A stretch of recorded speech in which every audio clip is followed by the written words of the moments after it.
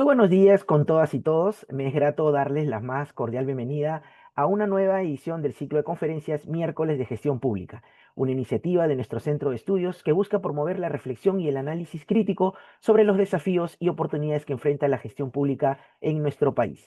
Hoy nos convoca un tema fundamental para la vida administrativa del Estado y para la protección de los derechos de los ciudadanos: motivación y legalidad en las sanciones administrativas. ¿Qué exige la ley?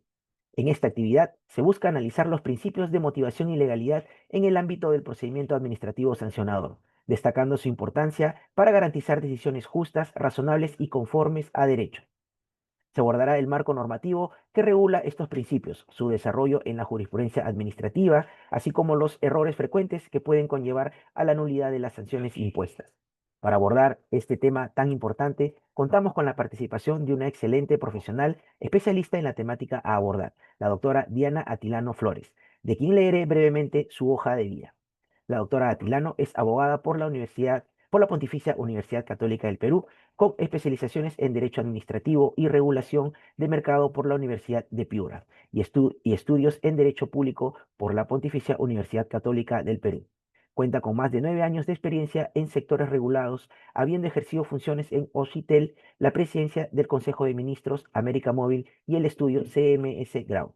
Actualmente se desempeña como asociada senior en el estudio Diez Canseco Abogados.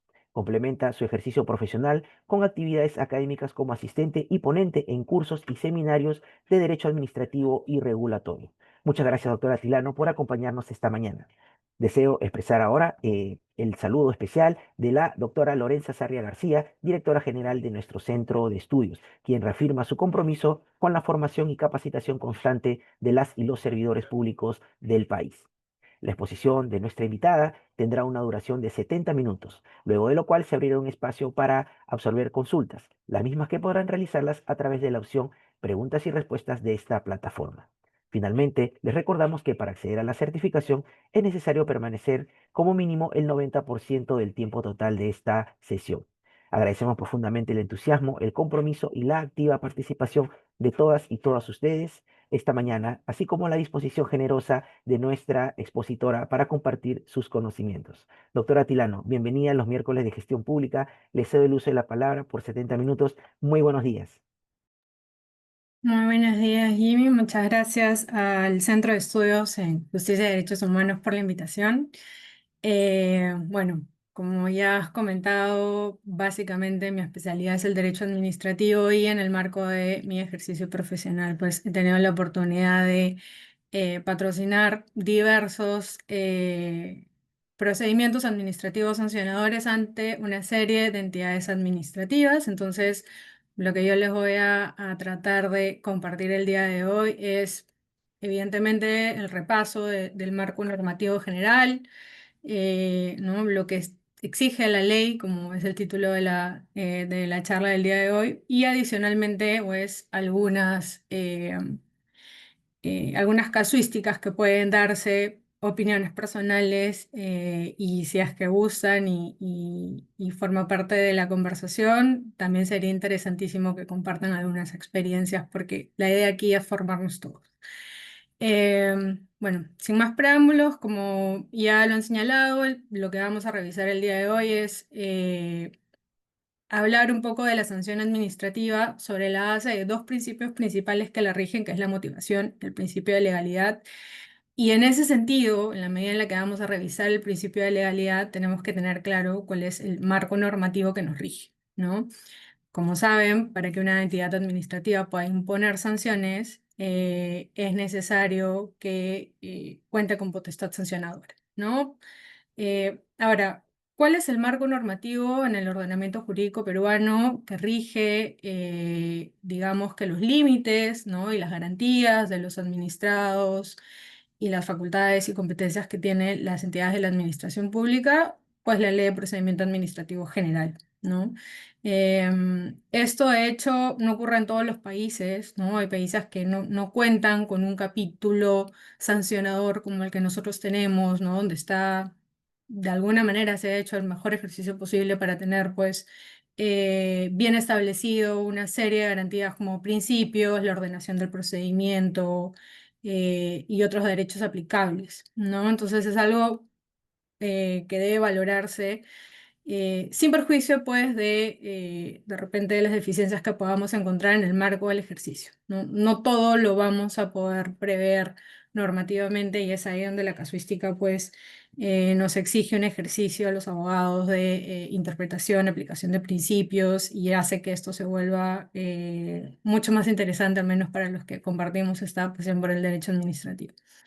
Entonces, como les decía, el marco normativo es, en principio, está cubierto evidentemente por la Constitución, pero si lo aterrizamos, está cubierto por la Ley de Procedimiento Administrativo General. A partir del artículo 247, si no me equivoco, empieza este acápite sancionador, ¿no? Está en un capítulo especial de fiscalización, sanciones, procedimientos trilaterales, me parece.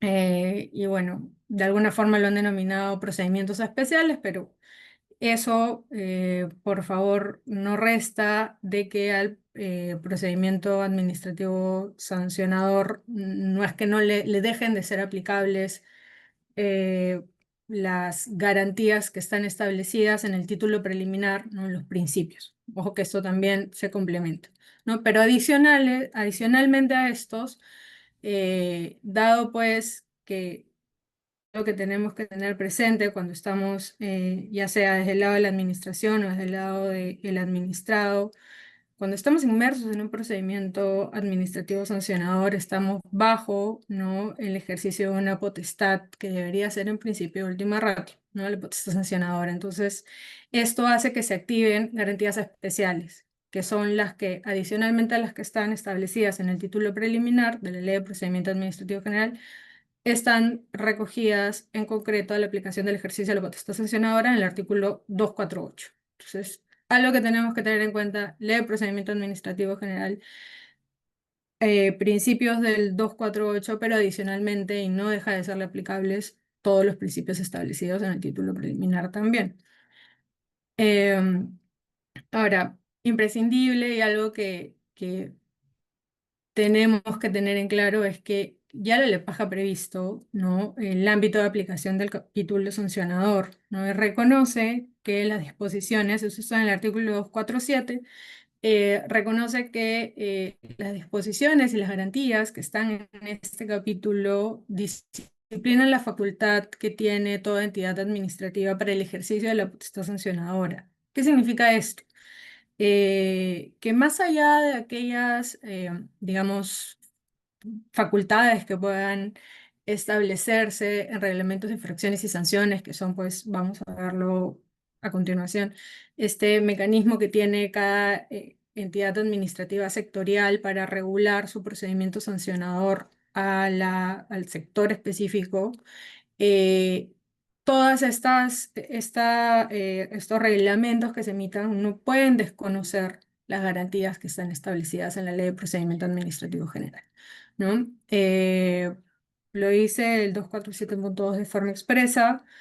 eh, Todos los procedimientos, digamos, las garantías que están establecidas en el 247 se aplican con carácter supletorio a todos los procedimientos establecidos en leyes especiales, incluyendo los tributarios, y deben observar necesariamente los principios de la potestad establecidas en el 248, la estructura, que lo van a encontrar en el artículo 255, y las garantías previstas para el procedimiento administrativo sancionador. Los procedimientos especiales no pueden imponer condiciones menos favorables a los administrados que las previstas en este capítulo. Dicho de otro modo, la LEPAC se constituye como una ley común, ¿no?, a todos los regímenes sancionadores que puedan emitir diversas entidades administrativas. Y esto hay que tenerlo claro y por eso es tan importante espacios como este que nos evoquen a la revisión de qué es lo que dice esta ley común, ¿no? ¿Cuáles son mis garantías principales? Y luego ya, además, cada uno en su práctica profesional, pues conocerá a diestra y siniestra lo que establece la normativa sectorial. Pero yo no puedo ir a un procedimiento administrativo sancionador sectorial específico sin desconocer estas garantías, ¿no? Y es también un piso que yo tengo que estar en la capacidad de exigirle a la administración, que la administración tiene que tomar en cuenta cuando tramite procedimientos administrativos. Entonces, clarísimo que pues todas las disposiciones de la LEPAJ tienen que ser aplicadas, ¿no? Como garantía o marco protector en la tramitación del procedimiento administrativo y después en este, digamos, marco de aplicación del procedimiento administrativo sancionador vamos a tener el LEPAJ y luego estos reglamentos que muchas entidades emiten, ¿no? Aplicando el procedimiento en concreto a su normativa sectorial. ¿No es cierto? Normalmente son reglamentos de infracciones y sanciones, ¿no? Hay garantías que también se recogen a veces en reglamentos de fiscalización aparte, ¿no? Y claro, estos ordenan estos procedimientos, ¿no? Sectoriales, pero adicionalmente a estos reglamentos que ordenan, ¿no? La tramitación del procedimiento sancionador para el sector específico, llámese, no sé, Ocinermin, por ejemplo, Ociptel, Ocitran, pues, los organismos reguladores, por ahí también OEFA. Algo que de hecho pasa frecuentemente es que se aprueban adicionalmente a estos reglamentos guías metodológicas para el cálculo de multa, ¿no? Em, Hace poco ya la quinta sala de la Corte Superior de Justicia ha instado a una entidad administrativa a no hacer una aplicación mecánica de estas guías metodológicas, sino enmarcar la determinación de las sanciones que impone a los criterios de razonabilidad establecidos en la LEPAJ, ¿no? Pero bueno, esto es un ejemplo un poco de cómo a veces ya en la tramitación de cada procedimiento se pierde un poco estas garantías, ¿no? Hemos tratado de procedimentalizar a tal nivel algunas cuestiones que atañen al procedimiento sancionador, en concreto a la determinación de la sanción, que hemos terminado desnaturalizando, olvidándonos, ¿no? De las garantías principales, ¿no? Y precisamente lo que ha hecho la quinta sala de la Corte Superior de Justicia ha sido como no nos olvidemos de lo importante y de las garantías básicas, ¿no? Que es, por ejemplo, el principio de razonabilidad, que lo vamos a ver un poco más adelante. ¿Por qué? Porque es otra de las cosas que nos exige la ley, ¿no? Parte de ver este tema de la legalidad es revisar qué nos exige la ley al momento de la imposición de una sanción. Claro que en este punto específico estamos hablando de la multa, ¿no? Entonces, ¿cuál va a ser el abanico de cosas que voy a tener que revisar si soy una persona que está inmersa en un procedimiento administrativo sancionador o, digamos, un funcionario de la administración pública que pues quiere imponer, ¿no? Quiere abrir un procedimiento sancionador, tener claras mis garantías de la ley de procedimiento administrativo general, tener claro cuáles son mis parámetros establecidos, ¿no? En mi reglamento de fiscalización, infracciones y sanciones, ¿no? Y pues al momento de determinar la sanción tendré que evaluar qué es lo que establece mi guía metodológica de multa, ya lo ha dicho el Poder Judicial, debidamente concordado a aquellas garantías que están establecidas en el principio de razonabilidad, concretamente en el artículo 248 de la LEPAJ, ¿no? Lo adelanto un poco aquí, algo interesante que tienen estas guías metodológicas que han pues emitido ya Indecopi, diversos organismos reguladores, es que en estas guías metodológicas se suelen contemplar consideraciones adicionales para la determinación de la multa que están previstas también en la LEPAJ. ¿A qué me refiero? Por ejemplo, a las condiciones atenuantes de responsabilidad, ¿no? Lo vamos a ver también más adelante, pero algo que suele contemplar las guías metodológicas son, por ejemplo, cuánto es el porcentaje que se te puede aplicar en la determinación de la multa si es que reconoces la infracción, ¿no? Ese porcentaje no está previsto, por ejemplo, de forma expresa en la LEPAJ, pero podría estar en la guía metodológica que está aprobada por la entidad que está interviniendo en el procedimiento. Eh, Aparte, los atenuantes de responsabilidad en la LEPAJ concretamente tienen un número de apertus, o sea, dice, y otras que están reguladas por la normativa pertinente. Y la normativa pertinente suele ser precisamente estas guías metodológicas, ¿no? Entonces, reconocimiento de responsabilidad, el valor que se le aplica, por ejemplo, al cese de la infracción, la reversión de los efectos. Entonces, esto es para que tengan un poco en claro la importancia que tiene tener claro cuál va a ser nuestro marco normativo sobre el cual vamos a regirnos, ¿no? Esto es funcional, ¿no? Esto es lo que tenemos que tener en claro al momento de, pues, enfrentarnos a un procedimiento o tramitarlo, ¿no? Eh, Teniendo en claro este marco normativo aplicable, vamos ahora sí a ver concretamente qué son las sanciones. Lo más probable es que cuando yo hable de sanciones, lo primero que imaginemos es la multa, ¿no? Sin embargo, vamos a ver pues, que hay otro tipo de sanciones aplicables también. Algo curioso es que la LEPAJ primero no contempla una definición de sanción, pero eso es un ejercicio que sí lo ha hecho por otro lado la doctrina. Entonces, algo que, ¿cómo podemos definir la sanción? Es un acto de gravamen, ¿de acuerdo? Es un acto eh, de gravamen y esto tiene un efecto, ¿no? Y es que los actos de gravámenes en aplicación del principio de razonabilidad establecido en el título preliminar, pues deben ser proporcionales, razonables, ¿no? Y encontrarse debidamente motivados, ¿no? Eso va a derivar luego en una serie de consecuencias, como vamos a advertir. García Enterría decía además pues, que por sanción entendemos a un mal infligido por la administración al administrado como consecuencia de una conducta ilegal o infractora, ¿no? Este mal siempre consiste en la privación de un bien o de un derecho o la imposición de una obligación del pago de una multa, ¿no? La doctrina peruana trata de hacer una clasificación de las sanciones que se imponen en el procedimiento administrativo sancionador en el Perú y bueno, se ha hecho un ejercicio por clasificarlas, ¿no? En función de la finalidad, por ejemplo, hay autores que señalan que tenemos las sanciones de autoprotección, las sanciones de protección del orden general. Las de autoprotección son aquellas que la administración impone para tutelar su organización y orden internos, por ejemplo, las sanciones disciplinarias, y las sanciones de protección de orden general, pues aquellas que se persiguen como el control del orden social. La más común, la multa administrativa, que es, ¿no? Pecuniaria.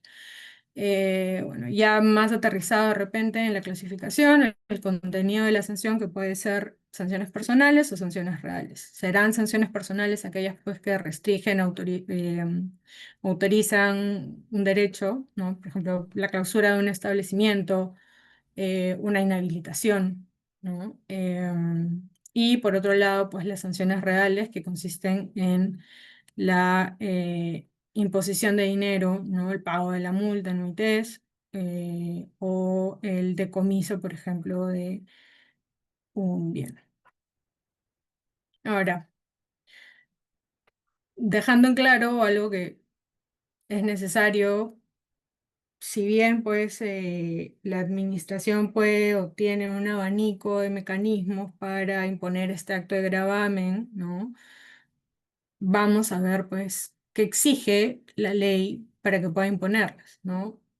Me permito comentar que en el Perú, pues la sanción por, digamos que más aplicada es la multa administrativa, ¿no? Hay un libro muy interesante del profesor Morón, de hecho creo que ha salido hace ya algunos meses, pero hace todo un estudio de lo que implican las multas administrativas.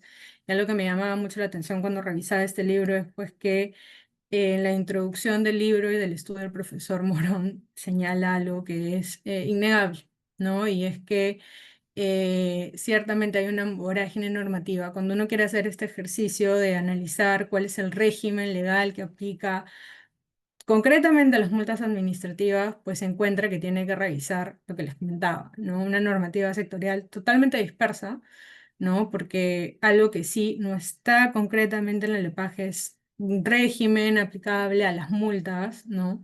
A las sanciones, como les decía, ni siquiera hay una definición concreta. eh, y más bien uno tiene que hacer este ejercicio de sistematizar las diferentes normas para tratar de entender cuál es digamos, un concepto unificado, ¿no? Y bueno. el ejercicio se hace aún más complicado cuando uno quiere prever, por ejemplo, digamos que la atribución de la relación de la multa con la conducta infractora, ¿no? Los sectores son tan dispersos y las interpretaciones que se hacen a conceptos como la verdad material, por ejemplo, para la cuantificación del beneficio ilícito, hay pues múltiples metodologías, ¿no? Y eso en realidad nos hace pensar un poco de qué tanto se cumple, ¿no? Este principio de predictibilidad, ¿no? Eh, Como comentario nada más, cuando comenzaron a aprobarse estas guías metodológicas de determinación de la multa, y lo van a poder revisar, muchos de los informes que sustentan la aprobación de estas guías metodológicas de la multa señalan que se emiten en función, pues, asegurar, ¿no? La seguridad jurídica y la predictibilidad, ¿no? Pero eh, ya, y esto es un comentario personal, eh, muchas veces lo que ha terminado ocurriendo es que al momento, digamos, de ejercer mi derecho de defensa como administrado, que pues quiere, más allá de revisar si está correcta o no la determinación de la responsabilidad administrativa, que es algo que también se ve en la tramitación del procedimiento sancionador, si me quiero concentrar en la determinación de la multa, pues los abogados a veces quedamos un poco limitados porque se han vuelto guías metodológicas con un alto nivel técnico y económico, ¿no? Se utilizan básicamente valores económicos y ahí hay, y esto ya para reflexión más bien, ¿no? Este ejercicio de qué tanto termina siendo este ejercicio de llevar a tecnificar a un punto la determinación de la multa como una obstrucción a ejercer realmente, poder ejercer realmente mi derecho de defensa, ¿no? Algo que tienen que tener claro también, vale decir, estas guías metodológicas normalmente están aprobadas por organismos sumamente técnicos, ¿no? Digamos que las municipalidades, por ejemplo, en su gran mayoría no cuentan con guías metodológicas. Más bien, lo usual en este caso, en municipalidades que de repente son quienes pueden tener aplicación de sanciones más directas con personas naturales, sí tienen a veces rangos más pequeños de aplicación de multa, ¿no? O multas tasadas, ¿no? Pero sin perjuicio de ello, me parece importante compartir pues que hay que hacer una reflexión sobre el tema de la aplicación de las guías metodológicas en concreto y cómo puede su aprobación de repente llevar a esta excesiva tecnicidad y economicismo en su cálculo a una obstrucción de repente al derecho de defensa, ¿no? ¿Qué podríamos plantear ahí? ¿Cuáles podrían ser posibles soluciones? Es algo que me parece interesante analizar. Bueno. em, Ahora, volviendo al tema de qué exige la ley, ¿no? Para la aplicación de las sanciones administrativas, empezaré por lo obvio, ¿no? Que es el tema de la competencia, ¿no? Esto está básicamente establecido en el principio de legalidad, recogido concretamente en el artículo 248 de la LEPAJ, que establece que solo por norma con rango de ley cabe atribuir a las entidades administrativas la potestad sancionadora y la consiguiente previsión de las consecuencias administrativas a título de sanción que son posibles de aplicar a un administrado. En ningún caso, y esto creo que está más o menos ya claro, no hay discusión al respecto, en ningún caso se habilitará a disponer la privación de la libertad, ¿no? Y esto es lo que hace más claro aún que la sanción por excelencia en el Perú sea la multa administrativa, ¿no? Evidentemente, la privación de la libertad es algo que está acotado a el derecho penal, ¿no? Em, Ahora bien, sobre el comentario de la competencia y sobre el tema de la atribución de la potestad sancionadora, eh, por ejemplo, en el caso de los organismos reguladores, lo usual es que esto esté pues, en su ley de desarrollo de funciones, de facultades y funciones, ¿no? Por ejemplo, en OCIPTEL tiene su ley de desarrollo de funciones y facultades, está atribuida la facultad fiscalizadora, la potestad sancionadora, perdón, y el rango de el tipo de sanciones que puede aplicar, ¿no? Y el rango de multas que ha sido recientemente, o ya, bueno, hace más de un año creo, variado, ¿no? Antes se preveía, por ejemplo, amonestaciones, sanciones ¿Qué vale decir? La amonestación no es una sanción de carácter pecuniario, ¿no? Funciona más como una llamada de atención, ¿no? Em, y pues después sí vienen las multas que están establecidas en rangos, ¿no? El rango anterior que usaba o que tenía Occitel era me parece, de 1 a 50, de 51 a 150 y 151 a 350. Esto ha sido ampliamente eh, ampliado, vale la redundancia, y esto ha sido a través de una ley, ¿no? Se ha modificado la ley de funciones y facultades mediante una ley, y es así que pues, Susceptel ahora tiene una mayor capacidad de imposición de multas. Ahora, ¿cuál es la consecuencia de que se infrinja esta exigencia de la ley de legalidad? ¿No? ¿Qué ocurre si me inicia un procedimiento sancionador una entidad pues, que no tiene competencia? Creo que la respuesta está más bien clara, es el acto que imponga la sanción o que determine la responsabilidad va a ser nulo, ¿no? Va a ser nulo porque, entre otros, pues contraviene la propia LEPAJ y expresamente porque el acto administrativo no contaría con uno de los elementos de validez. Los elementos de validez del acto administrativo, bueno, los requisitos de validez del acto administrativo están establecidos en el artículo 3 de la LEPAJ, que en el numeral 1 establece pues que la competencia, ¿no? Que el acto administrativo tiene que ser emitido por el órgano facultado en razón de la materia, territorio, grado, eh, cumpliendo los requisitos de sesión, cobro de liberación, si es que son impuestos por órganos colegiados. Entonces, lo primero que me exige la ley es la competencia, ¿no? Mm, ¿Qué otra cosa me exige la ley? ¿No? A ver, estamos aquí ya entrando al tema de que la legalidad en la imposición de la sanción. Para que una entidad me ponga una sanción, además de tener competencia, tiene que haber seguido un debido procedimiento, ¿no? En donde yo haya podido haber ejercido mi derecho de defensa. Y creo que esa es una regla que más o menos tenemos claros todos, ¿no? Es como, la regla es no hay sanción sin previo procedimiento, ¿no? Eh, um, Ahora, eso tiene fundamento constitucional, pero también está recogido de forma expresa en la Ley de Procedimiento Administrativo General, ¿no? El artículo 248 establece, dentro del principio de debido procedimiento, de forma textual, no se pueden imponer sanciones sin que haya tramitado el procedimiento, sin que se haya tramitado el procedimiento respectivo, respetando las garantías del debido procedimiento. ¿Cuáles son las garantías del debido procedimiento? Nos remitiremos ahí al título preliminar, ¿no? de la ley de procedimiento, donde de una forma más extensa están pues establecidos una serie de derechos, ¿no? La posibilidad de presentar alegatos, la posibilidad de recurrir, la posibilidad de solicitar informe oral, de actuar medios probatorios, de presentar medios probatorios, ¿no? Ahí hay una secuencia de derechos que pues son parte de esta garantía del principio.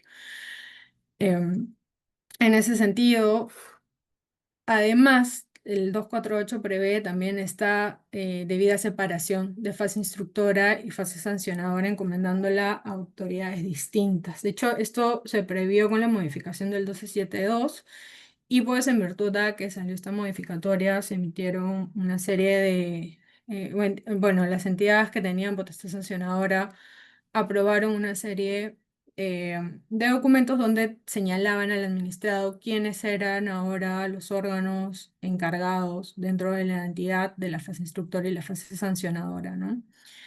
Hoy por hoy, esta modificación ya tiene su tiempo, ya deberían estar claras cuáles son las instancias, ¿no? Y no es una cuestión menor porque sí es relevante saber quién está a cargo de la fase instructora para saber a quién dirigirme, por ejemplo, si es que estoy presentando pues mis descargos, ¿no? Y a quién le voy a solicitar ciertamente pues la actuación de repente medios probatorios, ¿no? Que a diferencia de los documentales necesitan ser actuados, ¿no? Que eso es algo importante. Em, y bueno, la sancionadora, el órgano a cargo de la función sancionadora, pues será el órgano resolutor, va a ser aquel que va a revisar el informe final de instrucción y todos los actuados, mis descargos, perdón, el informe final de instrucción, pues eventualmente determinará responsabilidad administrativa recomendará la imposición de una sanción Ya sabemos que adicionalmente a esto podría, ¿no? Lo dice también la LEPAJ, que no es incompatible la imposición de sanciones con medidas correctivas. Solo para aclarar, la medida correctiva tiene una naturaleza diferente a la sanción. Es más bien una medida de reposición de la ilegalidad advertida en el procedimiento, entonces son compatibles, ¿no? Pueden ponerse una sanción conjunta a una medida correctiva. Pero entonces, ¿qué es lo que nos pide la ley para la imposición de una sanción? Que yo haya tenido la oportunidad de defenderme bajo un debido procedimiento, de haber ejercido mi derecho de defensa, de haber actuado en los medios probatorios, ¿no? La consecuencia de que no se haya realizado el debido procedimiento acorde a las garantías que prevé el título preliminar de la LEPAJ y además, pues, y aquí es importante también conocer este artículo 255 de la ordenación del procedimiento sancionador, es que el procedimiento, o perdón, el acto, ¿no? que determina responsabilidad administrativa y que impone la sanción, va a ser nulo, ¿no? Em, ya veremos nosotros pues cómo sustentamos las causales de nulidad en cada uno de los vicios que se advierta de la vulneración del debido procedimiento y de mi derecho de defensa, pero adicionalmente no está de más tener en cuenta que el artículo 3, donde están estos requisitos de validez del acto administrativo, prevé al procedimiento regular como al incumplimiento, perdón, que no se haya realizado el procedimiento regular como causal de nulidad, ¿no? O sea, él lo exige como requisito de validez del acto. ¿Qué dice el artículo 3.5? Dice que antes de su emisión el acto debe ser conformado mediante el cumplimiento del procedimiento administrativo previsto para su generación. Y es por eso que es tan importante tener clara las reglas procedimentales que establece la LEPAJ conjuntamente con las reglas procedimentales que establece el procedimiento regular sectorial, ¿no? Ahora, ¿qué supuestos podrían afectar el debido procedimiento respecto a la imposición de las sanciones, ¿no? Y esto ya es más casuístico, ¿no? Algo que, por ejemplo, ya se ha dado, me parece que en resoluciones del tribunal, perdón, en el Tribunal de Fiscalización Ambiental, se han declarado nulas resoluciones que, por ejemplo, no han considerado los descargos al IFI, ¿no? Eh, o que, por ejemplo, no han valorado medios probatorios presentados en el marco del procedimiento, ¿no? Eh, entonces, no son cuestiones menores. A veces, muchas veces revisamos las resoluciones de sanción y claro, vemos que no son actuados determinados medios probatorios, pero si esos medios probatorios cumplen pues, con los presupuestos de la LEPAJ, de pertinencia, de oportunidad, claramente acreditan no solamente de repente la no comisión de la infracción, sino de repente la configuración de elementos atenuantes para atenuar la sanción. Esos no han sido debidamente valorados. Hay una afectación a mi derecho de defensa, creo que en eso estamos claros. Entonces, podría invocar yo una vulneración pues, a mi derecho de defensa, al procedimiento regular, ¿no? Y solicitar que este acto sea declarado nulo para que a través de un nuevo pronunciamiento pues sea debidamente valorado, ¿no? Ahora, algo importante también y que no debe pasar desapercibido y creo que no está todavía, digamos, no se realiza en la práctica por todas las entidades de la administración es que el artículo 5 del artículo 255 de la LEPAJ establece pues este íter procedimental que tiene el procedimiento sancionador, ¿no? Y puntualmente el artículo 5, el numeral 5, perdón, de este artículo, establece pues qué elementos tiene que tener el IFI, ¿no? Y algo que no suele pasar con todas las entidades administrativas es que en el IFI hacen este ejercicio de cuantificar la sanción que tú podrías recibir, ¿no? Y desde mi punto de vista esto podría afectar el procedimiento, perdón, el ejercicio del derecho de defensa, ¿no? Yo sí considero que una lectura garantista de este artículo 5 que establece que la autoridad instructora formula el informe final de instrucción al que se determine de manera motivada las conductas que se consideran probadas constitutivas de infracción, la norma que prevé la imposición de la sanción propuesta o la declaración de no existencia de infracción, eh, a lo que está referida es a que se haga un ejercicio de cuantificación, ¿no? Y esto por múltiples razones, porque de esta forma, por ejemplo, el administrado está en mejor capacidad de repente de reconocer la infracción. Ya saben que hay muchas entidades que reconocen la posibilidad de reconocimiento de la infracción eh, con ocasión del IFI, ¿no? Evidentemente otorgan un porcentaje más reducido de la determinación de la multa, pero sobre todo porque esto le permite actuar todavía ante el órgano resolutor, quien finalmente es quien impone la sanción. No olvidemos que el IFI en realidad lo que hace es recomendar, ¿no?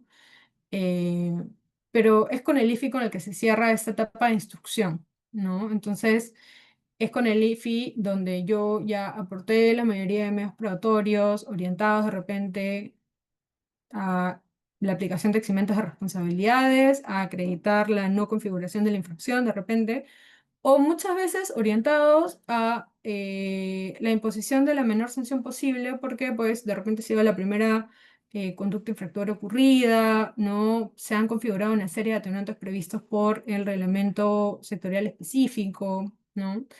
Entonces, es el órgano instructor quien está en la mejor capacidad de evaluar y actuar estos medios probatorios, ¿no? Entonces, la idea, pues, si es que el procedimiento sancionador lo que busca es perseguir la verdad material, ¿no? Es que se activen las etapas de instrucción debidamente y que en esta oportunidad de la emisión del IFI ya se prevea la sanción propuesta. Indecopi, por ejemplo, lo hace, ¿no? Hace este ejercicio de aplicación de su unidad metodológica, y pues con ocasión del IFI, perdón, con ocasión de los descargos al IFI, tú estás en la posibilidad de cuestionar, por ejemplo, el cálculo al que se ha arribado, cuestionar por qué no se ha aplicado los atenuantes que tú puedes haber deducido, ¿no? Entonces, me parece a mí que esta es la mejor forma de tutelar adecuadamente el derecho de defensa de los administrados, ¿no? Caso contrario, si solamente como eh, la sanción que se propone, te ponen ahí, bueno, sí, determinación de responsabilidad clarísimo, pero en la parte de la sanción propuesta solo te ponen que se puede aplicar una multa entre, no sé, imagínense, hasta 450 OITs o de repente de 1 a 1000 OITs, como ocurre, por ejemplo, como está previsto en un régimen que aplico sin el. Si solo me dan este rango tan amplio, ¿qué garantías tendría? ¿No? Entonces, eso es opinión personal.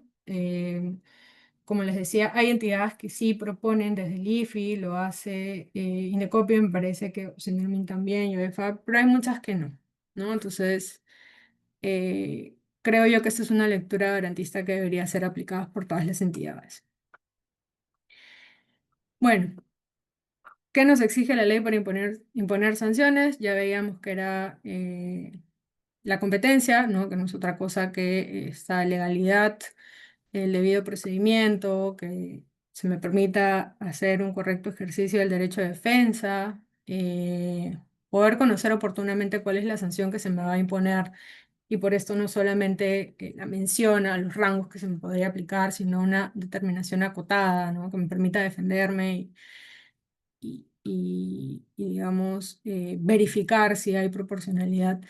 Eh, pero adicionalmente también, y de forma expresa, el artículo 248 prevé que para la imposición de una sanción se verifique la razonabilidad y la proporcionalidad detrás de la aplicación de la sanción, ¿no? Entonces, la ley me lo exige, ¿no? Me lo exige la Ley de Procedimiento Administrativo General tanto desde el título preliminar, ¿no? En el 1.4, como concretamente en el 248, donde también se recoge el principio de razonabilidad. No les estoy mintiendo, la Ley de Procedimiento Administrativo General regula 2 veces el principio de razonabilidad, uno de forma general y otro acotado, como van a poder revisar a a la forma de determinación de la sanción. ¿Qué dice el título preliminar? Exige que las decisiones de la autoridad administrativa, cuando creen obligaciones, califiquen infracciones, impongan sanciones o establezcan restricciones, se adapten dentro de los límites de la facultad atribuida y mantenga la debida proporción de los medios a emplear y los fines públicos que se deba tutelar a fin de que respondan a lo estrictamente necesario para la satisfacción de su cometido. ¿Qué quiere decir esto? Que en principio suena sumamente gaseoso y pareciera pues que es eh, algo no tan eh, aplicable. Por ejemplo, hay entidades administrativas que pueden imponer no solamente multas, sino amonestaciones, ¿no? Y que sus reglamentos de infracciones y sanciones no prevén de forma expresa, por ejemplo, cuándo imponer las amonestaciones, solo las contemplan como posibilidad.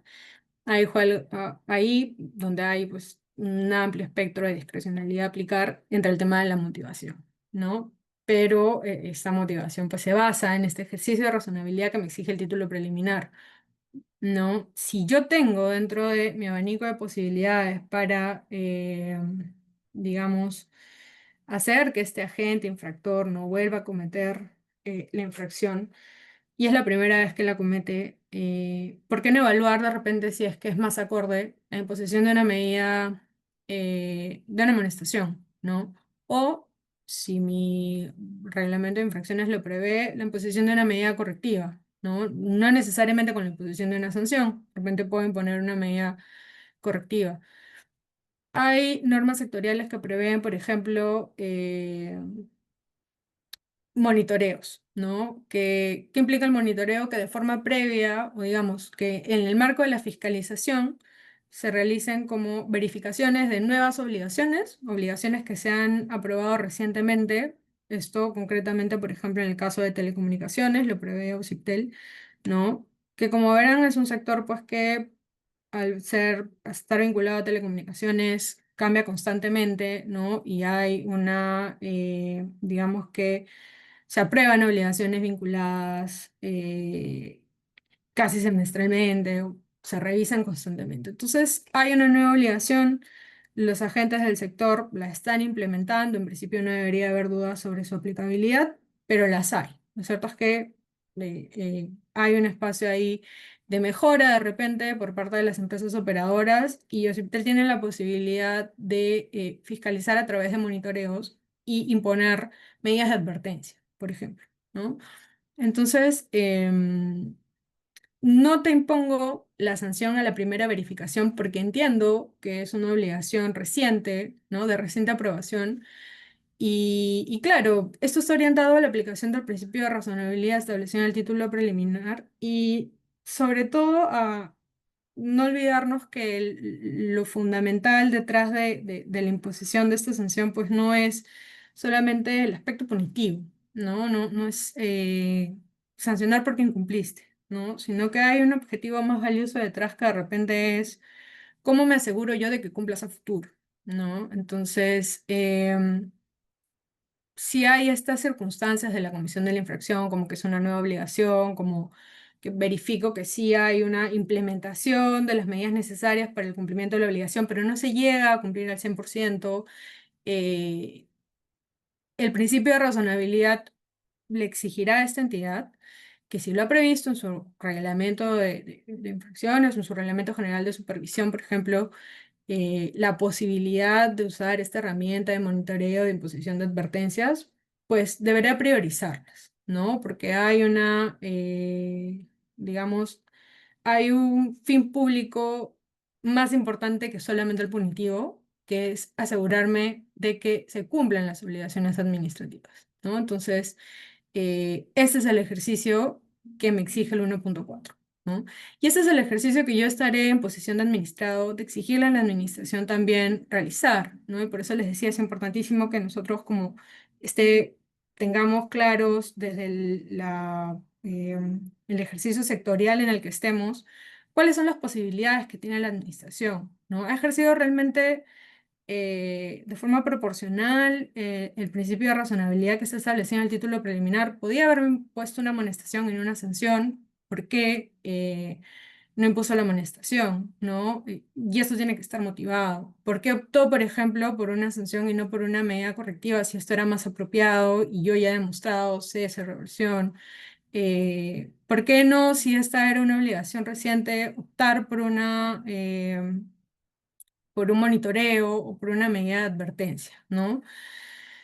A lo que voy con esto es que más allá de que puedan sonar como argumentos solamente de defensa, también veámoslo con otros ojos y con los ojos de administrados que podemos mejorar, digamos que en esta parte que parece ser solo punitiva, ¿no? A pues evaluar, explorar mecanismos alternos, ¿no?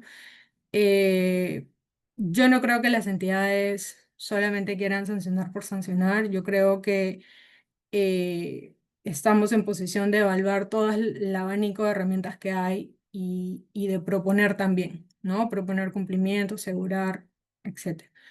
Entonces, digamos que el marco en el cual yo puedo solicitar este tipo de cosas es el principio de razonabilidad del título preliminar.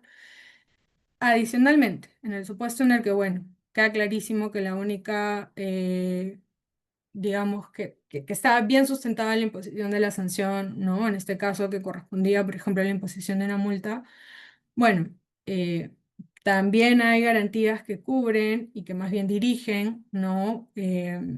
¿Cuál es la forma que tendría la administración para imponer eh, esta multa, ¿no? O esta sanción? Entonces, ¿qué dice el numeral 3 del artículo 248? Que es la segunda regulación del principio de razonabilidad, esta vez en el capítulo sancionador. Dice que las autoridades deben prever que la comisión de la conducta sancionable no resulte más ventajosa al infractor que cumplir las normas infringidas o asumir la sanción. Sin embargo, las sanciones a ser aplicadas deben ser proporcionales al incumplimiento calificado como infracción, observando criterios que se señalan a efectos de su graduación. ¿Cuáles son los criterios? El beneficio ilícito resultante por la comisión de la infracción, la probabilidad de detección de la infracción, la gravedad del daño, el perjuicio económico causado, la reincidencia, las circunstancias de la comisión de la infracción y la existencia o no intencionalidad en la conducta del infractor. Son una serie de criterios que, como les decía, están establecidos en la LEPAJ, pero no siempre están valorizadas en las guías metodológicas de cálculo de la multa, ¿ya? Y eso es algo que, como les decía ya, el Poder Judicial ha observado y ha incoado me parece que es el INDECOPI, a prever, ¿no? Está proscrita la aplicación, bueno, ya ha quedado claro que está proscrita la aplicación mecánica de las guías metodológicas, sino es que hay un ejercicio previo para la imposición de las sanciones.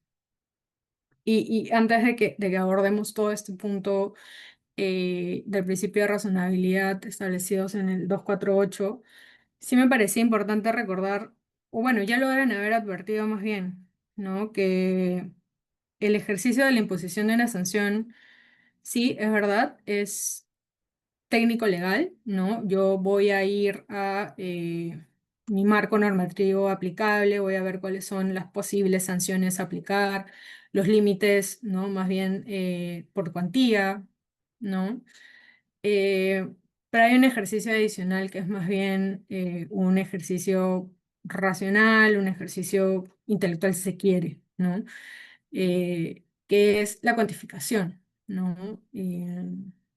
Y es por eso que es tan importante el principio que vamos a abordar luego, que es el tema de la motivación. Eh, Hay, en definitiva, una necesidad de no establecer, en algunos casos, sanciones tasadas, sino más bien que establezcan rangos, ¿no?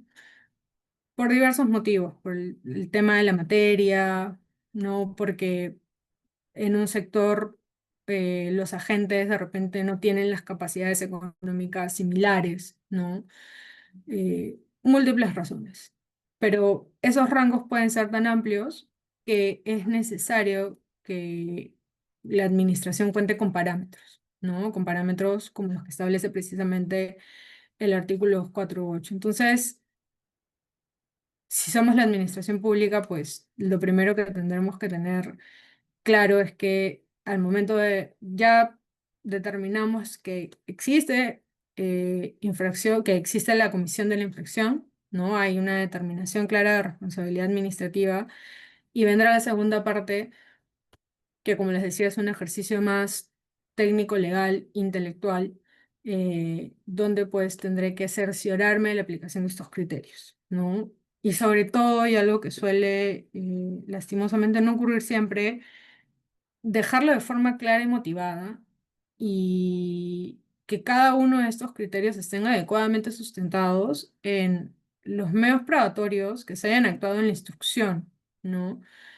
Y, no olvidando también que aquí hay principios importantes, ¿no? Como les decía, en el procedimiento sancionador aplican también los principios del título preliminar y el título preliminar establece un principio fundamental que es la verdad material, ¿no?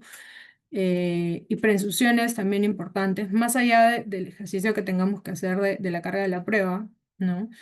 Eh, que hay una presunción pues de licitud, ¿no? Hay una presunción de veracidad que tenemos que saber sopesar, ¿no?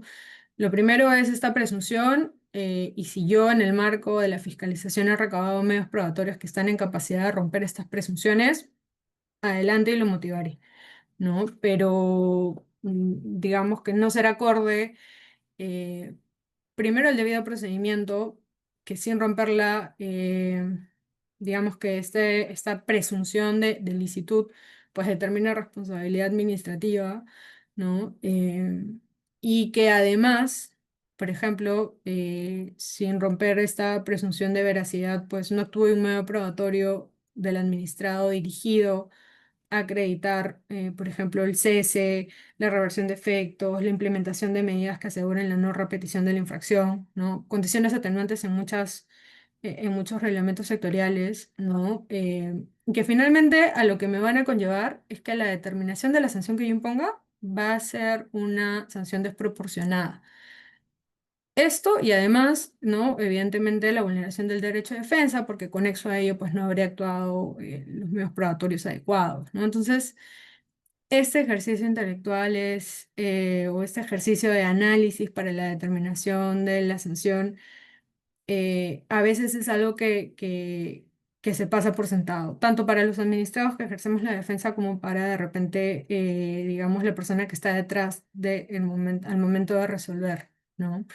Y me parece que es algo que no debería pasarse desapercibido. La tramitación del procedimiento administrativo sancionador no solamente implica la determinación de la responsabilidad, que parece que es algo que está más orientado, digamos, el funcionario a veces, ¿no? Sino que también tenemos que exigir que la misma motivación que se le suele dar a la determinación de la responsabilidad se le dé también a la imposición de la sanción, ¿no?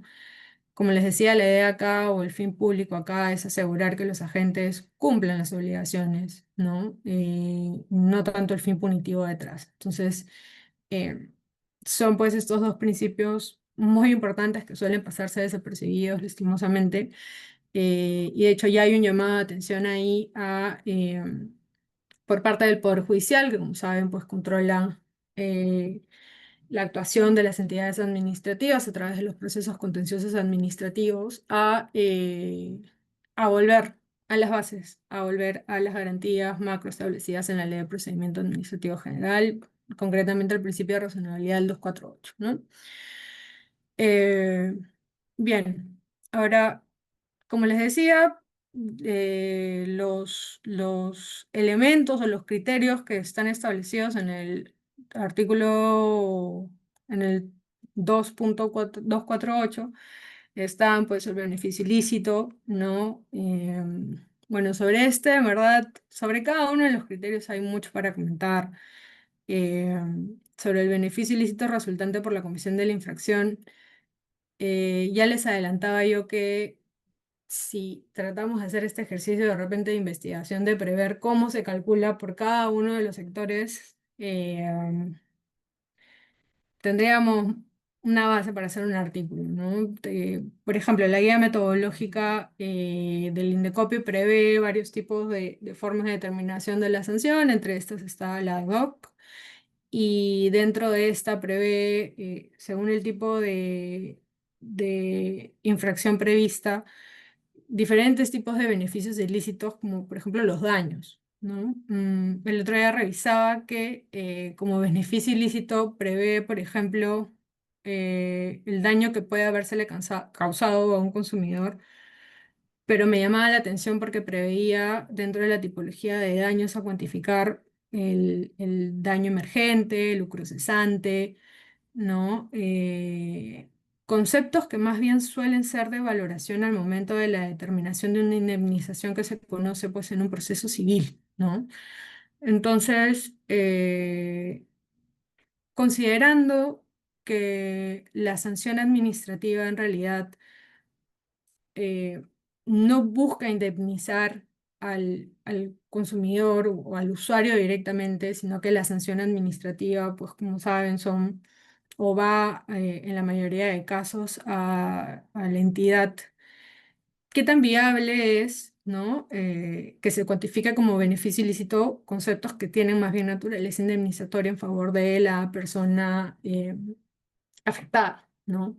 Ojo que no estoy negando acá que alguna determinación debe haber si es que hay personas afectadas, pues no, ahí hay un criterio claro de un perjuicio económico causado, pero perjuicio económico causado a la persona afectada directamente o más bien a esta finalidad pública detrás, ¿no? Que está detrás de esta obligación administrativa incumplida, ¿no? Eh, y por eso les decía yo que de repente en este ejercicio de tecnificar y hacer muy económico para hacer predecible el cálculo de la multa, digamos que hemos olvidado esta conexidad que tiene que haber con las garantías básicas del procedimiento administrativo sancionador, ¿no? Em, Opinión personal es que en realidad es incompatible que como beneficio ilícito, como perjuicio económico causado, se cuantifique, por ejemplo, las afectaciones o se trate de cuantificar las afectaciones que se pueden haber tenido a un consumidor en concreto, ¿no? Por lesiones u otro tipo de conceptos que tienen una vía correspondiente, ¿no? Sin perjuicio de que haya una forma de valorizarlas, ¿no? Pero hay que hacer un ejercicio ahí de cuál es el concepto que dentro de mi competencia, ¿no? Sí puedo considerar para la determinación de la sanción, ¿no? Bueno, en probabilidad de detección, lo usual es, o bueno, lo que suelen considerar para este criterio las guías metodológicas, organismos reguladores, NECOP incluido, es qué tan visible es la comisión de la infracción, ¿no? Por ejemplo, si es el reporte periódico de una información que tengo que darle a un regulador, pues la simple constatación de la no remisión del reporte será, digamos, la verificación, ¿no? del cumplimiento y por lo tanto tendré pues ahí que concluir que la probabilidad de detección es alta, ¿no? Será más difícil si es que la verificación del cumplimiento se tiene que dar, por ejemplo, con fiscalizaciones encubiertas, ¿no? Como suele ocurrir a veces con fiscalizaciones que realiza los IPTEL o fiscalizaciones no programadas, ¿no? Em, y bueno, eso respecto a probabilidad de detección. Em, Después está la reincidencia, que esto es un criterio, pero es un criterio más bien agravante, ¿no? Que es la comisión de la misma infracción dentro de un plazo de un año desde que quedó firme la resolución que sancionó a la primera infracción. Eso está previsto en la mayoría de las guías metodológicas y en algunos reglamentos de infracciones y sanciones. Y algo que me parecía importante es las circunstancias de la comisión de la infracción, que como les decía, eh, normalmente no se toma muy en cuenta, ¿no? ¿Cuáles son las circunstancias de la comisión de la infracción, por ejemplo? Es la primera vez que se infringe esta obligación, De repente no, por el tema del plazo, no caigo en reincidencia, pero veo el registro de sanciones anteriores y pues este agente en realidad eh, a cada rato lo incumple, ¿no? Y más bien se cuida de no caer en el plazo para la aplicación de reincidencia. Bueno, son circunstancias de la comisión de la infracción que tendré que valorar, ¿no? De repente, y acá yo creo que entra muy en juego, ¿no? Revisar este literal F con las condiciones atenuantes de responsabilidad, ¿no? Y bueno, finalmente el último criterio de la existencia o no de intencionalidad de la conducta del infractor, que lo van a encontrar, ya saben, en el 248, es este tema de si hubo un dolo, ¿no? Normalmente el incumplimiento doloso de la obligación pues, está previsto como una condición agravante en la mayoría de reglamentos sectoriales, ¿no? Eh, Cuestiones que a mí me parecen relevantes revisar cuando revisamos la determinación de la sanción en función a si se han seguido o no los criterios de razonabilidad, como les decía, era realmente se ha seguido el principio de verdad material, o sea, hay una constatación directa de por ejemplo, beneficio ilícito que se me está aplicando, o más bien eh, hay una presunción, no hay un aseguramiento de que realmente se sea el beneficio ilícito obtenido, ¿no? Y sobre todo también el tema de la actuación probatoria, ¿no? ¿Qué tanto es que se han actuado los medios probatorios que yo he interpuesto o solicitado actuar en el marco del procedimiento para acreditar la configuración de atenuantes, por ejemplo? Como les comentaba, el tema de los atenuantes está en el artículo 257 del tubo de la LEPAJ, está regulado junto con los eximentes de responsabilidad. No cabe en esta conversación hablar un poco de los eximentes porque están más bien orientados al tema de o sea, la consecuencia de la configuración de un eximente es la no determinación de responsabilidad, ¿no? Por diversos motivos, solo para nombrarlos, está el caso fortuito de la fuerza mayor, el lograr el incumplimiento de un deber legal o el ejercicio legítimo de un derecho de defensa, la incapacidad mental, la orden obligatoria, o sea, si incurrió en la infracción por el cumplimiento de una orden obligatoria de una autoridad competente, eh, por el error inducido a la administración, por la administración, perdón, o por disposición administrativa confusa. Y bueno, posiblemente el eximente más discutido, ¿no? Con la modificatoria, pues, del 1272 a la LEPAJ, que es la subsanación voluntaria. Ya hay, me parece que en la doctrina nacional está libro sobre esto, así que ya deben los que ven procedimientos administrativos sancionadores tener más o menos claro por dónde va la discusión ahí, ¿no? Y cómo es que a través de estos eh, reglamentos sectoriales se ha ido, digamos, poniendo una serie de requisitos que podrían ser cuestionables o no para la aplicación de la subsanación voluntaria. Pero bueno, esta era la lista de eximentes. Estos están dirigidos no a atenuar la sanción, sino más bien a no determinar la responsabilidad administrativa y por lo tanto el efecto es en realidad, o tendría que ser el archivo del procedimiento administrativo sancionador, ¿no?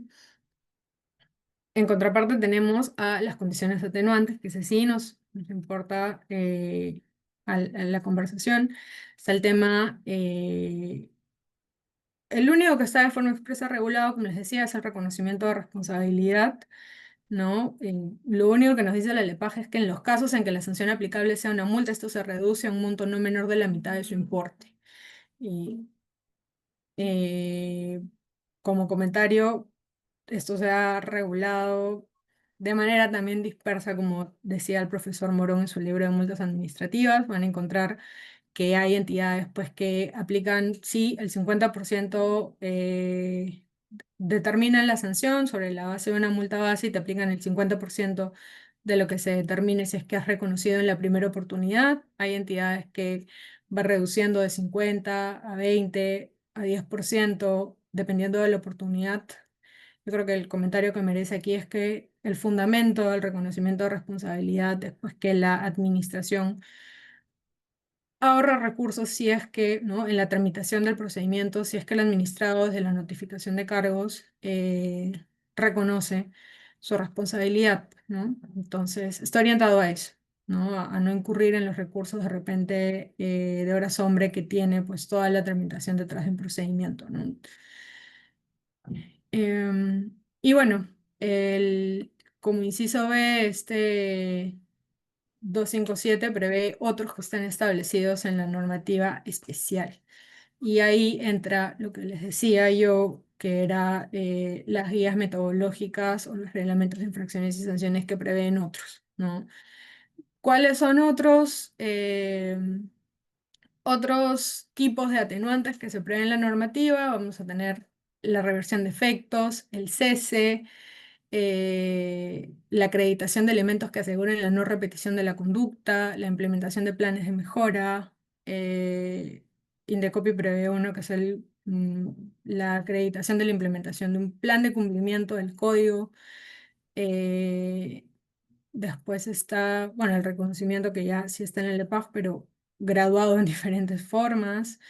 Eh, y, y algo que a mí me llama la atención, solo lo voy a comentar, es el tema de que está previsto como atenuante la subsanación voluntaria de conductas no subsanables, ¿no? Que es una categoría que ha creado ahí una entidad administrativa que establece que pues no todas las conductas, no todas las infracciones serían subsanables, pero que si tú acreditas que la has subsanado, pues, no te corresponde el eximiento de responsabilidad, sino más bien la aplicación de un atenuante, ¿no? O sea, te van a poner la multa, pero con un beneficio, normalmente creo que es 5%. Y bien, todos estos son elementos dentro de los cuales nos exige la ley, ¿no? Teníamos la competencia, el debido procedimiento, el principio de razonabilidad y proporcionalidad que, que tiene ahí dos puntos, ¿no? Por un lado, determíname si me corresponde o no una sanción por el incumplimiento, ¿no?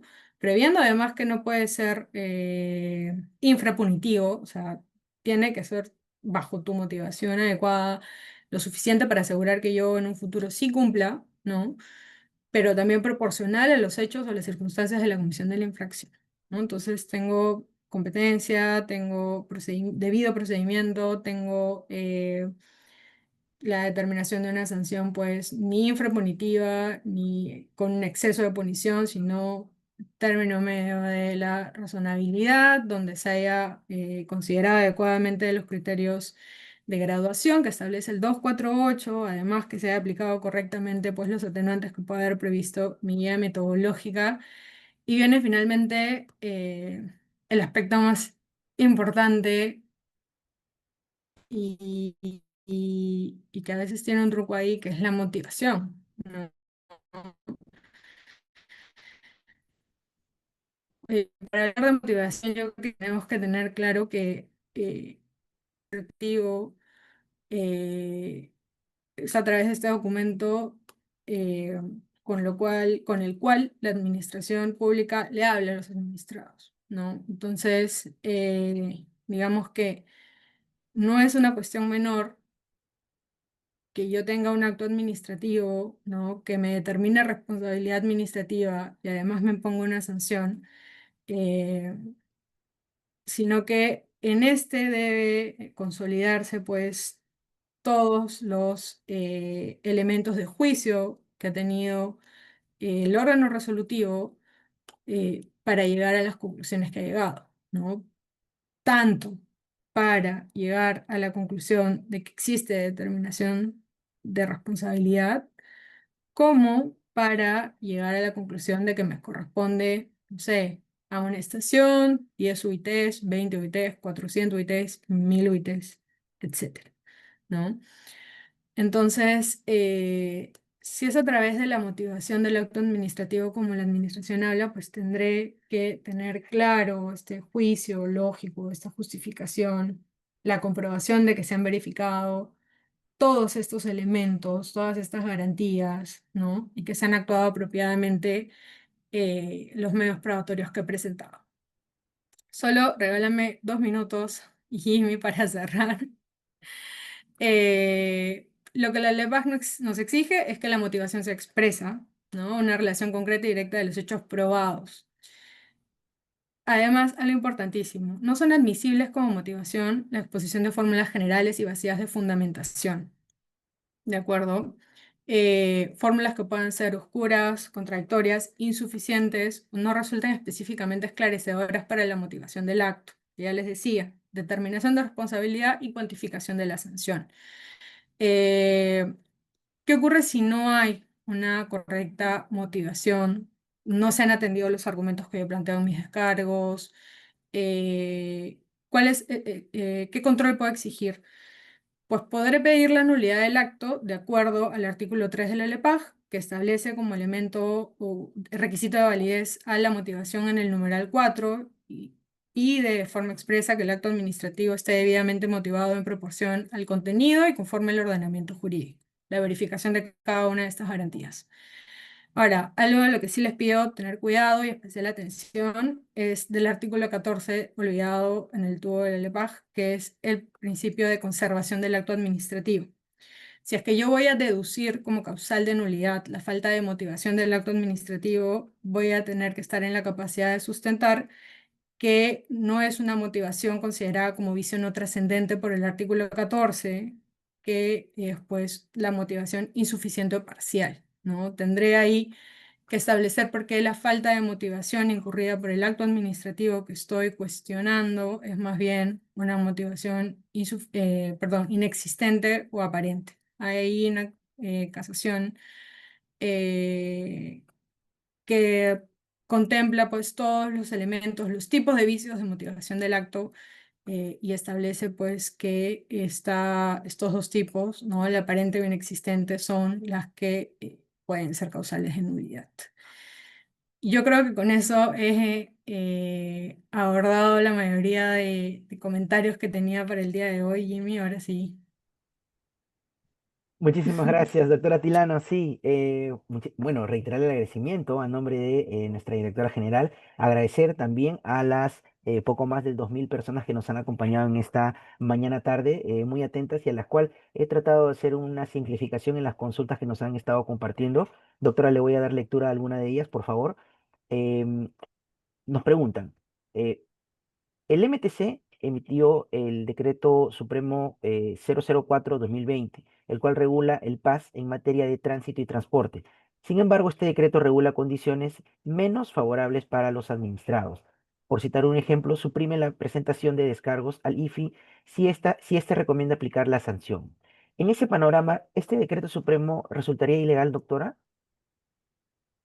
Eh, Bueno, bajo los términos de la LEPAJ podría ser cuestionado, ¿no? Los descargos al IFI se han previsto como un íter procedimental en el artículo 255 del tubo de la LEPAJ, entendiendo que hay, como les decía en el título preliminar de la LEPAJ y también el artículo 247 de esta, que esta es una garantía, ¿no? El IFI, y que no podría ir por debajo de lo que se estableció en la LEPAJ.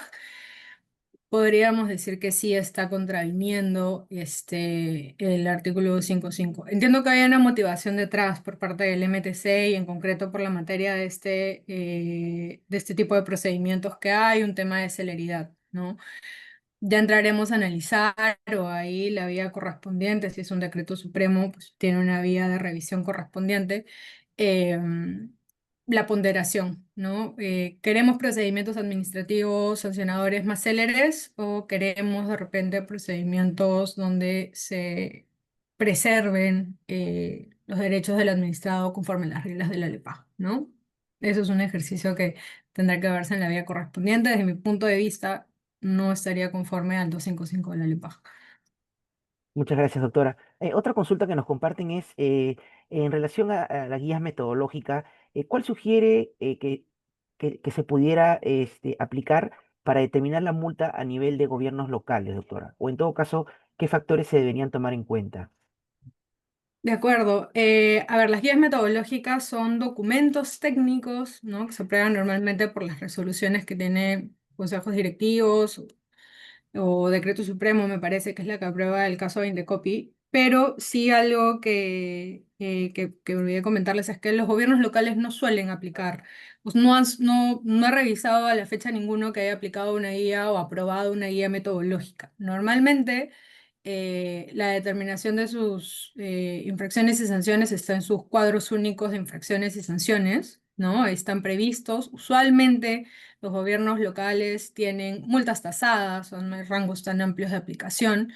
Y sí, o sea, en la práctica administrativa los gobiernos locales no suelen aplicar, no suelen aprobar guías metodológicas. Esto está más orientado a sectores bien técnicos, ¿no?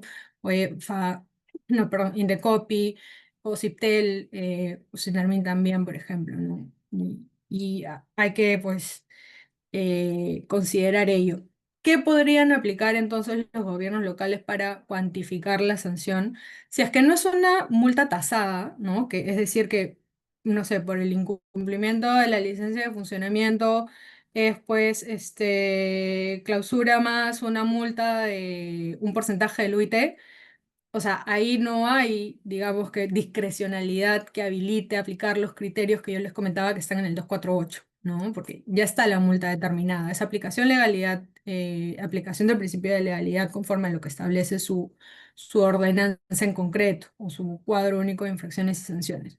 Si es que fuera el caso de que este gobierno regional ha previsto para esta infracción concreta un rango de multas, sí tendré que exigirle que me explique bajo los términos de estos principios de razonabilidad que hablábamos, el 248, ¿no? De todos estos criterios de beneficio ilícito. Y además, primero que me determine si es que la conducta infractora aplicada realmente amerita o no una, una sanción pecuniaria, ¿no? De repente hay la posibilidad de la imposición de una amonestación y está previsto en su cuadro único de infracciones y sanciones. Eso. Gracias, doctora. Otra de las consultas que nos comparten es, en caso se emita sanción y el administrado no tuvo derecho a la defensa durante todo el proceso administrativo por un vicio en la notificación, ¿qué debe hacer el administrado si la sanción hasta tiene ya una orden de ejecución coactiva, doctora?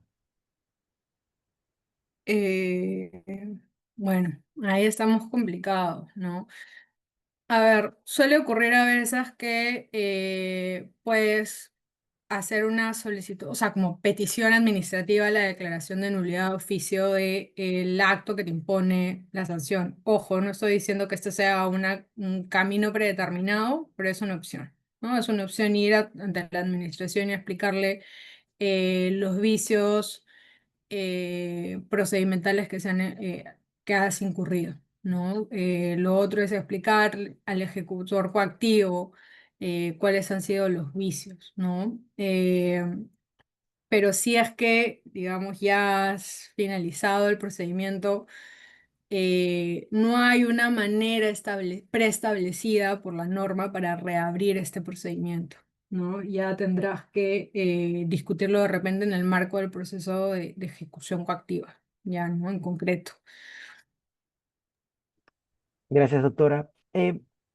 ¿Qué recomendaciones prácticas daría usted a los funcionarios para mejorar la motivación de sus actos sancionadores, doctora?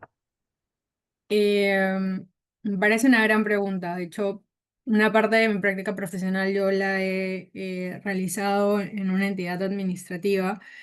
Y creo que cuando hablamos de motivación, en realidad muchos piensan que a más hojas, ¿no? Mejor motivado, y no siempre es así, ¿no?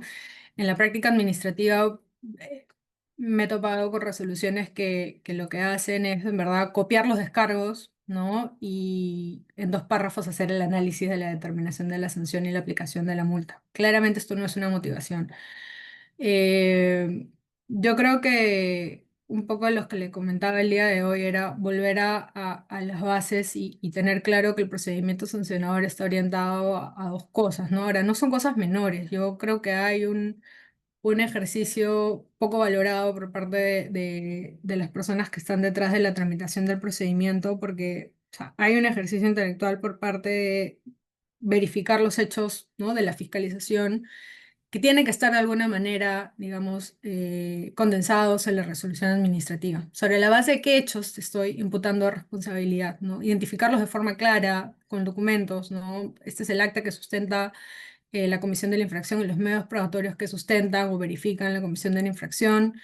Estos son puntualmente los argumentos de defensa y estos son los argumentos por los cuales pues no cabe al lugar la aplicación de eximentes o se verifica, ¿no? La determinación de la responsabilidad administrativa, ¿no? Si voy a denegar la actuación probatoria, y esto es algo con lo que sí me topo frecuentemente, es que olvidamos un poco que en el marco de la tramitación del procedimiento no solamente está la prueba documental, ¿no? Es la prueba por excelencia, pero olvidamos que hay otras actuaciones procedimentales finalmente, ¿no? La inspección ocular, o de repente algo que suele pasar mucho es olvidarnos del uso de la palabra, ¿no? Que a mi punto de vista es una gran herramienta para el funcionario dar oportunidad al uso de la palabra. No tiene que extenderse 2 horas, un tiempo suficiente, pero permite pues hacer preguntas adecuadas al funcionario para aclarar cualquier cosa, ¿no? Olvidamos además que puedes requerir consultar si es que hay un medio probatorio que no queda claro. ¿No? Yo creo que un funcionario que persigue realmente la verdad material, ¿no? Que entiende correctamente cuáles son los hechos del caso, cuál es el nexo causal de la configuración de la infracción y que esto está claro en la motivación de la resolución y que una vez determinada la responsabilidad administrativa, además entra a pues verificar, como les decía, no solamente, ok, multamos y cuánto es, sino por qué la multa, ¿no? No hay otro elemento aquí, una medida más disuasoria, ¿no? Que solo la multa.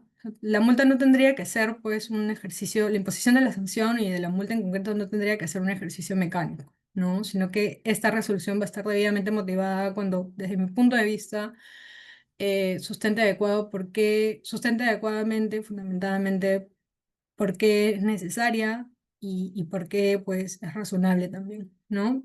Esos son básicamente mis comentarios.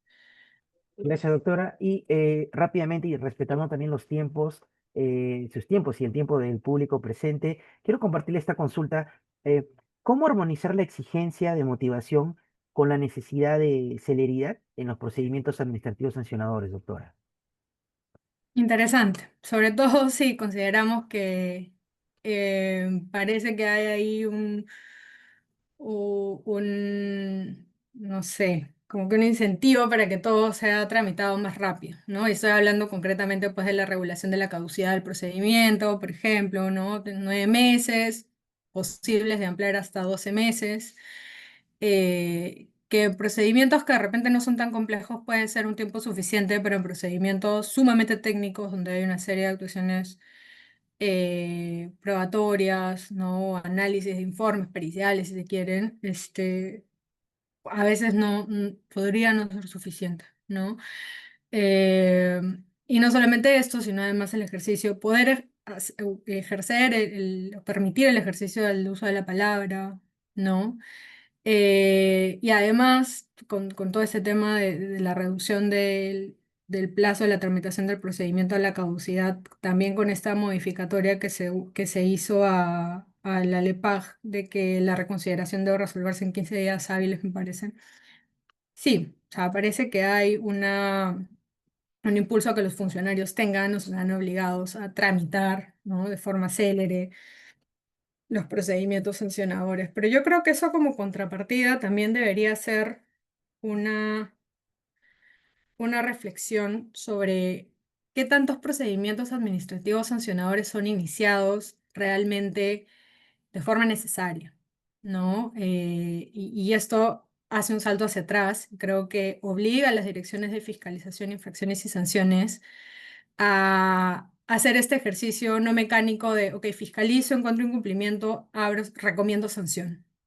Está dentro de muchas de las facultades de muchos de los órganos de fiscalización recomendar ¿no?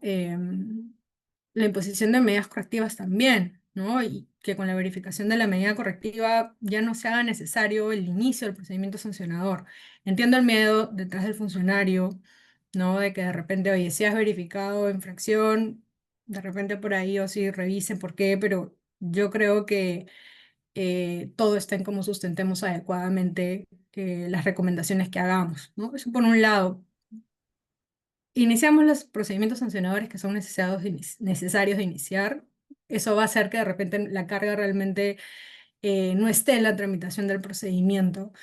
Y adicionalmente a ello, yo creo pues que la motivación en realidad es una correcta motivación, es la consecuencia de que se haga un buen trabajo no solamente en el órgano resolutor, sino también desde la etapa de instrucción, ¿no? He visto, hay muchos casos, no me van a dejar mentir, en donde finalmente la recomendación también termina siendo o el archivo, la declaración de nulidad, porque no hay medios probatorios suficientes, ¿no? Entonces, que no tengan miedo los órganos resolutores de finalmente pues, retrotraer los procedimientos, archivarlos, si es que no hay una buena labor de fiscalización o no hay una buena labor en la instrucción, ¿no? No, de repente si encontramos vicios en este íter procedimental, no nos veamos obligados a tener que inventar motivación para sustentar la imposición de una sanción si es que en realidad no contamos con los elementos necesarios. Yo creo que la LEPAJ nos da múltiples herramientas para hacer bien la labor desde el lado del funcionario y prever esto, ¿no? Yo creo que esos serían mis comentarios.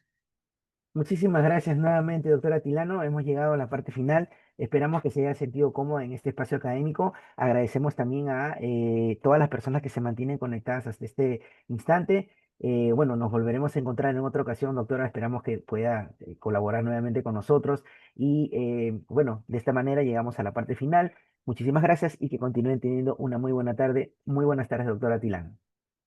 Muy buenas tardes con todos. Gracias.